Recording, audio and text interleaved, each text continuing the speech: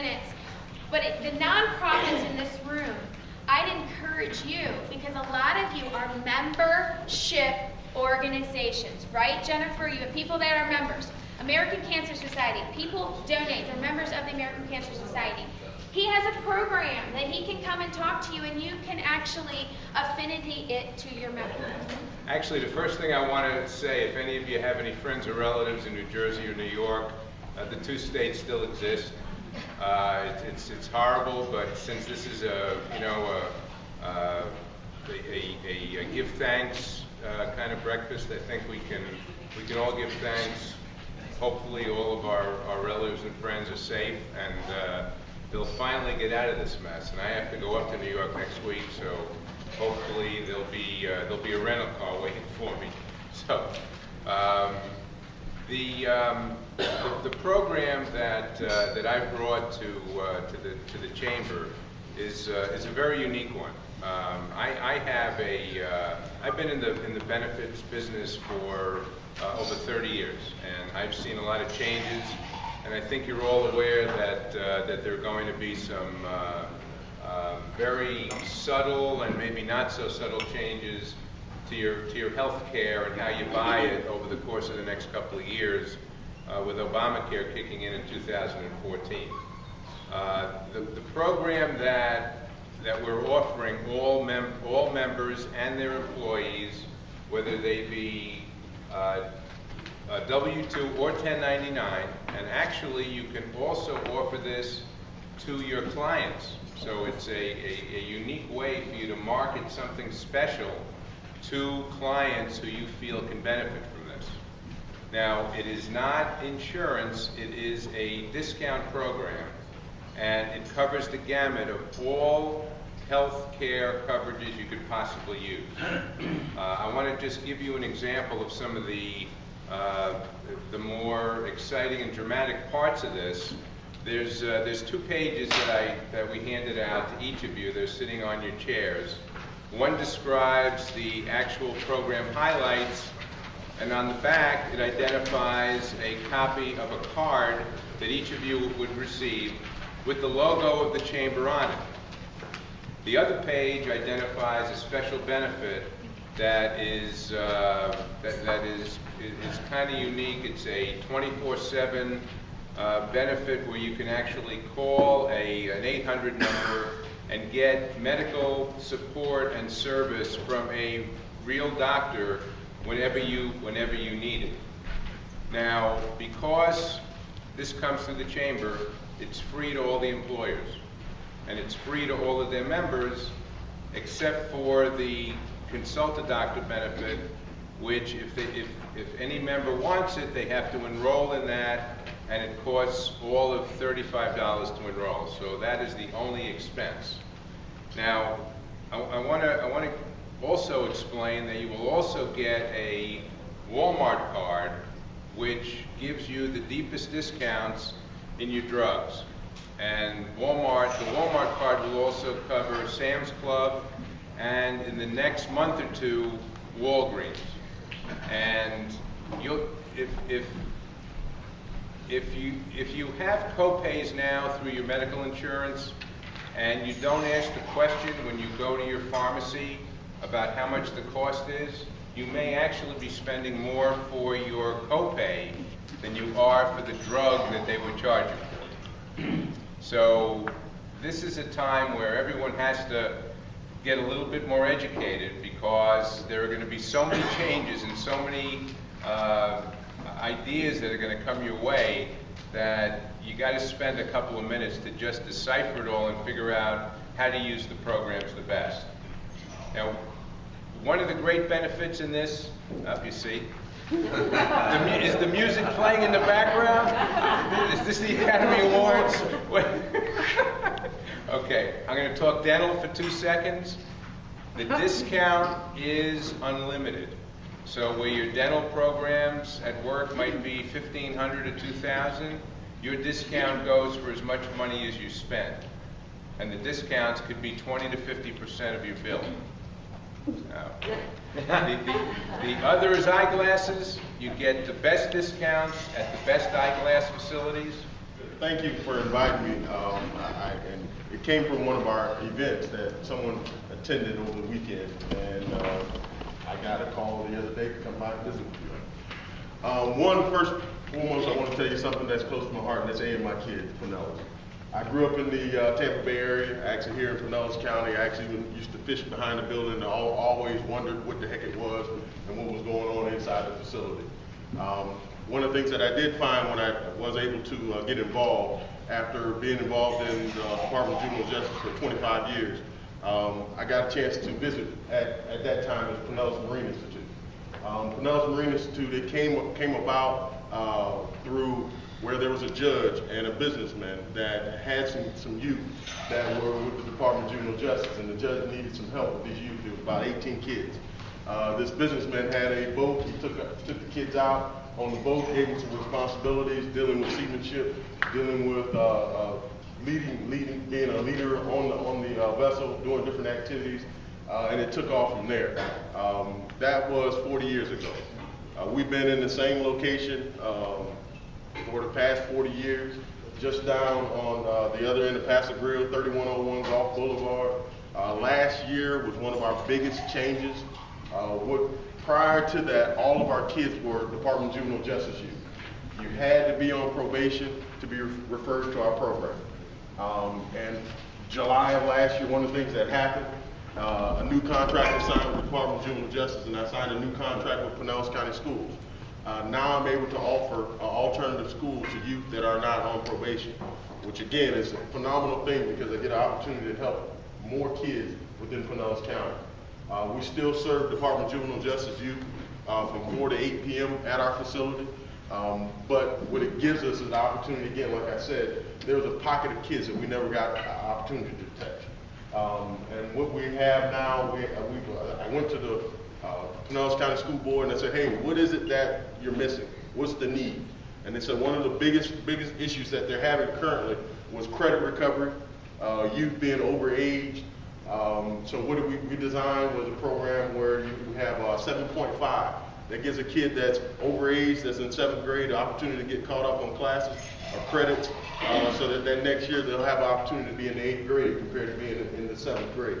We had another one considered 8.5, which gives a youth a chance to move up to high school, an overaged middle school kid, the opportunity to move up into the high school realm by taking 8.5 because they're taking some 9th grade courses along with some 8th grade classes.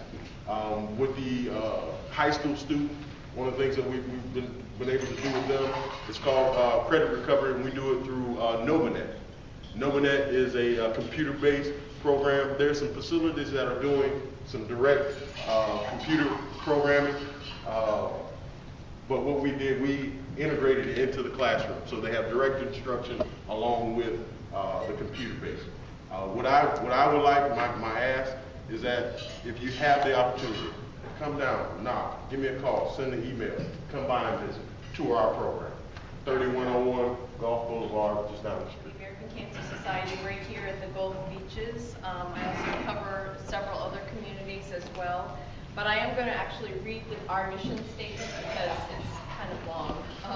The American Cancer Society is a nationwide community-based voluntary health organization dedicated to eliminating cancer as a major health problem by preventing cancer, saving lives, and diminishing suffering from cancer through research, education, advocacy, and service. Some people think of American Cancer Society and they just kind of think, well, they just do research or what have you. But I want to let you know that there's many other programs that we have. We have 10 programs that we offer. I'm just going to mention 2. One thing we have is Road to Recovery for any individuals who can't make it to their chemo, radiation treatments, doctor's appointments, or what have you. We give them transportation to their appointments for free. Last year, we provided over 2,000 rides to individuals who couldn't get to their doctor's appointments. And again, that's a service that's free. A lot of people don't know about that. And for whatever reason, most of the rides are needed here on the beach. I'm not sure why, but a lot of people need rides here on the beach. So we're always looking for volunteers for that. The other thing, I was having lunch with a friend the other day who actually lives in my community, and he was telling me about one of his friends who had unfortunately passed away from cancer and was losing her hair and all of that, and couldn't afford to buy a wig. And so he was nice enough to, you know, take her shopping for a wig. And he says, you know, I couldn't believe they were like $300 for a wig. And I said, you're kidding, you went and you bought a wig? Because we have wigs for free at our office. And so that's the other thing that a lot of people don't know, that if you know of anyone that has, is losing their hair because of treatment or what have you, I mean, you can come into our Pinellas Park office at any time and get a free wig. You can get multiple wigs. You can get hats, scarves, prosthesis. So that's another program that we have. And I'm mentioning all this because all of our programs and services, the way that we fund that is through the Relay for Life. And the Relay for Life of Gulf Beaches, I have brochures. It is going to be April 6th and 7th, 2013. It starts at 2 p.m. and it goes all the way through the night until 8 a.m. It's an amazing event. It is 18 hours straight, but you're on teams of 10 people. The Relay for Life is the world's largest fundraising event. So, and my ask would be that we are in need of sponsorship for that event. To be on the website, to be on the back of the t-shirt is $5,000 or $3,500 if any businesses are I'm Mandel. I'm the Executive Director of the Beat Diabetes Foundation. We're headquartered in Madeira Beach. And we only have a few minutes, so by a show of hands, how many people here have diabetes? Okay. In your families, anybody know of people with diabetes? Okay, so hands are going up. Our mission, our purpose is to provide information and education about diabetes, offering prevention, and where prevention isn't possible, early identification. In our mission, we are not looking for a cure. There are a number of other organizations, colleges, universities, who are looking for a cure. From my personal exposure, that cure is a very, very long way away, 20, 30 years maybe. In the meantime, we are finding that we do know how to prevent diabetes up to 95% of the time. I'm talking type 2 diabetes, which is mostly a lifestyle issue, as opposed to type 1 diabetes, which is a pure medical issue. Type 2 diabetes accounts for 90% of your diabetic population, and right now it's at an epidemic. There are 28.5 million of us in this country, and there are another 79 million pre-diabetics who absolutely will get diabetes in their lifetime.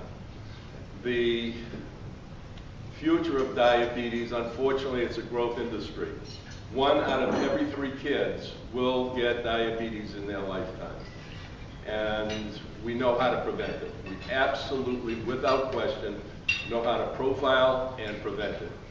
So what we are doing now, currently, is we have received a grant from the Tampa Bay Lightning, and we are currently doing a school talk program.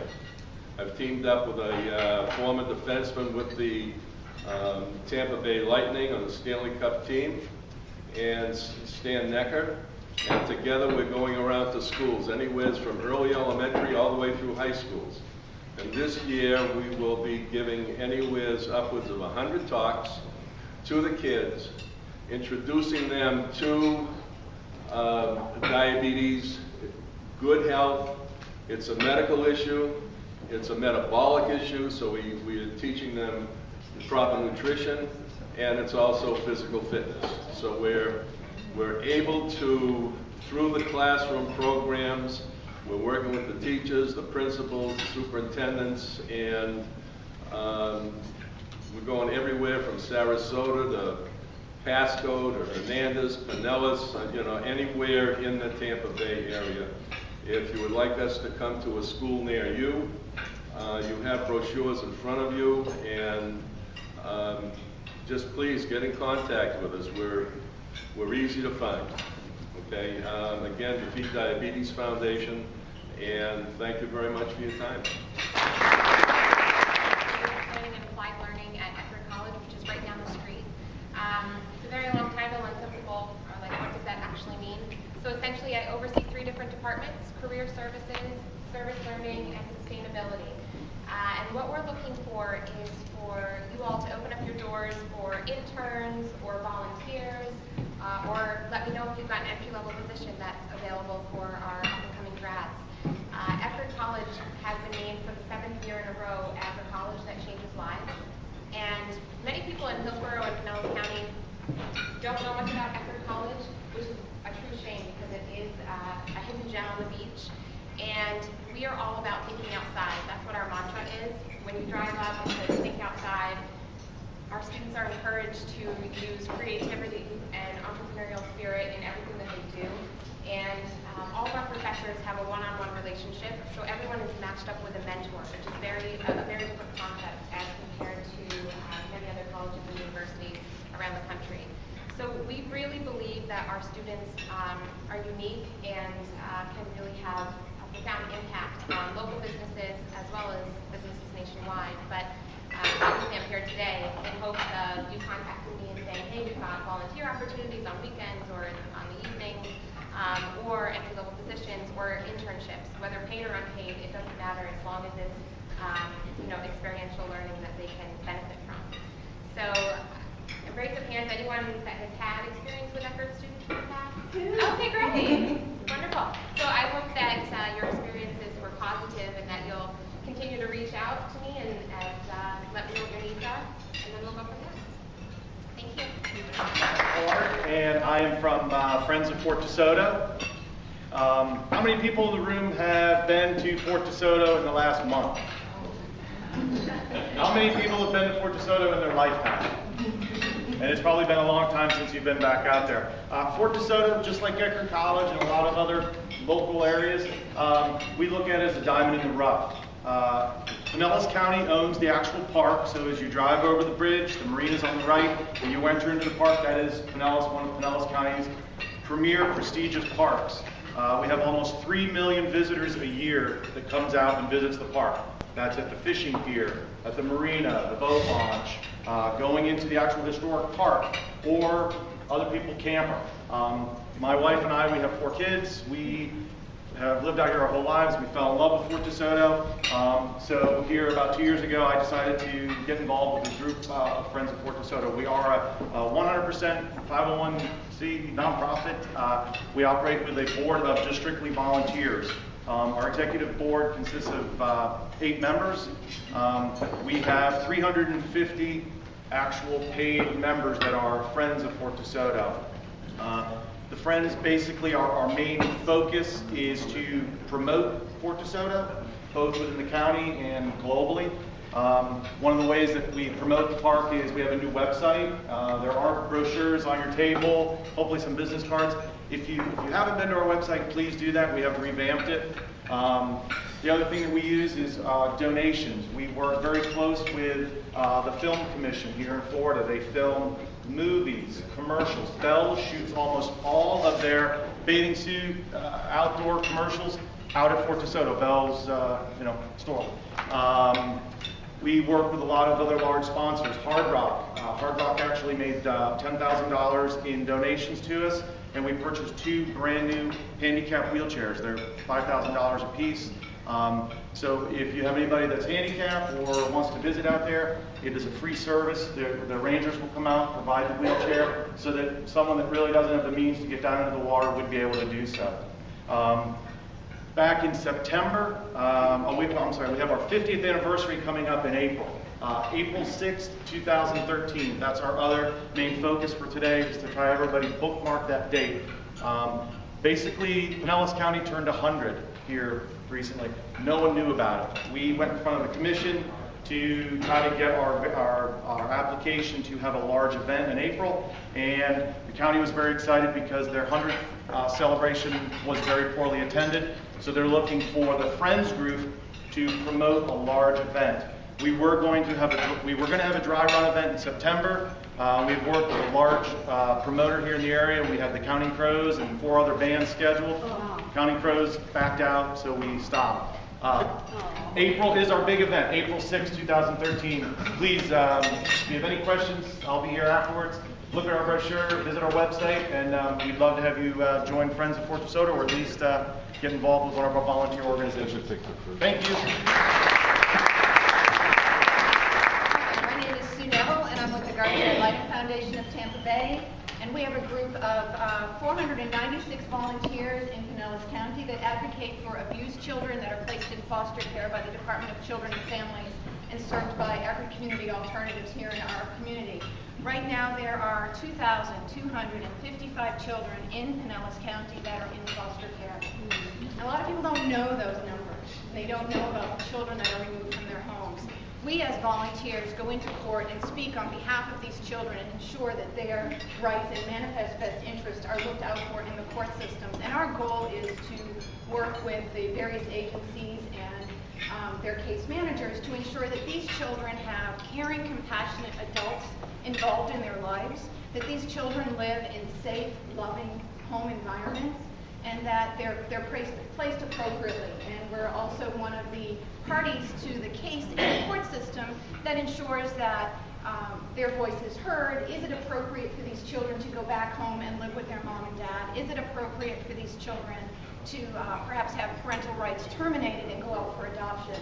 And I mention adoption specifically because November is National Adoption Month, and we have a big event at the courthouse coming up on November 30th where we have lots of families that come to the table and actually do adoptions on that one particular day in order to bring awareness to the plight of children and youth that are in foster care at this point in time. I want to share quickly with you that there are over 32,000 children throughout the state of Florida that are in foster care at this particular moment, and Pinellas County, unfortunately, has the dubious distinction of being #1 in the state in that area. And it's really scary because you don't think of that. These children are your neighbors, they're in your communities. They're all around you and you really don't know it. And what we really strive to do is provide these children with some level of normalcy in their lives. Children that are in foster care and removed from their families don't necessarily get all the other opportunities that children get, whether that's going to prom or being able to get their driver's license or having a job. There's all these obstacles that go with it. And one quick story is we had a guardian ad litem that was working with a young man who was 16 years old and he was living in a group home. For those of you that are sort of in my age group, they don't do orphanages anymore. They do group homes where it's smaller environments for youth to live if they're not able to live in a family environment. And this young man wanted to go on a date, which should be a pretty easy thing to do. But in order for this young man to ask a girl out on a date, he had to first get approval from his group home because they had an 8 o'clock curfew on Friday night. And I don't know about any of you, but 8 o'clock on a Friday night, not a great way to end a date. In order for him to be able to ask this young lady to go out on a date, he had to go to what's called a staffing. And there were attorneys in that room, and there were therapists, and case managers, and guardian ad litems, and all these adults sitting around the table with a 16-year-old kid who just wanted to go on a date with a girl. And they're all discussing, well, is it appropriate? Is it safe? Should he be allowed to do this? And children shouldn't have to go through that. They should be able to go on a date with a young lady or a young man or whomever it is. So you can imagine how traumatic it was for that youth. So we're looking to change those things. So what I would ask from you folks today is to consider becoming a volunteer yourself, getting involved with youth in some capacity, allowing us to come out to your business or organization to speak to your employees. This takes maybe 7 to 10 hours per month to meet with a child once a month and to ensure that that child is connected with caring, compassionate adults in their lives. Thank you very much. Good morning. Thank you so much for having us. Quick commercial, speaking of bands, this weekend is Rib Fest. For those of you that didn't know that, I'm in the Northeast St. Pete Exchange Club, but I say that to you all is because every dollar raised comes back to our community, and many of the agencies sitting in here, we benefit from Rib Fest, so please go out there and support Rib Fest. On the other side, Ready for Life is an organization that was created 4 years ago because there was a need that wasn't being met. And it's a great follow-up to the guardian ad litem. Imagine all the kids she's talking about that are in foster care, on their 18th birthday, that day, they're put out of the system. It doesn't matter if they have a home, it doesn't matter if they have a family, if they're in school, if they have food, it does not matter. Our system puts them out. And for so many years, we were so worried about raising them in the system, which we still are, we never stopped to think what happens at 18. And for those of you that have kids, what 18-year-old is ready to be just put out and say, that's it, you know, that's all you get. And so Ready for Life kind of comes beside them. We become kind of the parent they don't have. We utilize our community volunteers. We're very small in staff, and April's going to speak. We're going to keep it short. But our biggest thing we do is to use voice. I have never been in foster care. Most of the time we create programs, and then when they don't work, we sit back and wonder why. Well, we didn't ask those we serve. So Ready for Life, we do nothing without getting the youth voice. We have 4 that are employed by Ready for Life that have aged out. They're on every committee. They're on our board. We'd be happy to come speak to your organizations because really their story is why we're here. There's so many issues we don't have time to talk about today, but there is information on your table on ways you can get involved. Just one quick example of it, not only the dating situation, but when youth are in care, what do you want to do when you're 15 and 16? The first thing, get a driver's license. Well, they're not allowed to. No one will sign for them. So they turn 18, and not only are they on their own, they have no means of transportation. And I could go on for hours about all the obstacles they face. And again, that's why we're here. We were created to support them, to be the connectors for those of you that are looking for entry-level positions. There's so many ways you can get involved with Ready for Life. So I want April to take a minute or two and tell you just her story briefly so you really get an idea of why we're here. But I'm April, and as she said, you know, I aged out of foster care. I was that youth who was in foster care basically my whole life. I went through about 32 different foster homes. When she talked about adoption, I had 2 adoptions, and they both failed. So I was placed back in care both times, and I did age out of the system. And I moved down here. I was originally from Jacksonville, and I got linked up Ready for Life because I had nothing. I mean, I was 18 years old, and I didn't have any clothes, I didn't have anything. Like, I was just like, okay, I'm just gonna move down to the city that I knew nothing about, no family, anybody. And I got linked up with Ready for Life, and what Ready for Life did for me and what they do for a lot of our youth is they become that support system that youth need. And it's not just physical things like moving kids, moving to your first place, or different things, it's trying to get a driver's license. But it's also emotional things, it's being there and being able to talk and being able to support them and celebrate their birthdays and Christmases and Thanksgiving. We do have an event coming up for Thanksgiving for our youth who don't have family to go to at all, 18 and older. So we do like a big Thanksgiving for them. It's on Monday the 19th. And if you want to volunteer and come out and have some food and fun at the youth, you can. And just being able to support and give back is the best thing that Ready for Life does to help me do. So thank you. I'm Jennifer Silva. I am the Director of Development at Tampa Bay Watch. Our mission at Tampa Bay Watch is to restore and protect the Tampa Bay estuary through education and restoration. We have been around for 20 years, and it has always been our motto that a healthy Tampa Bay is everybody's business. No matter what you do, if it's accounting or whether you have a hospitality type business, a beautiful Tampa Bay is what drives our economy here. So,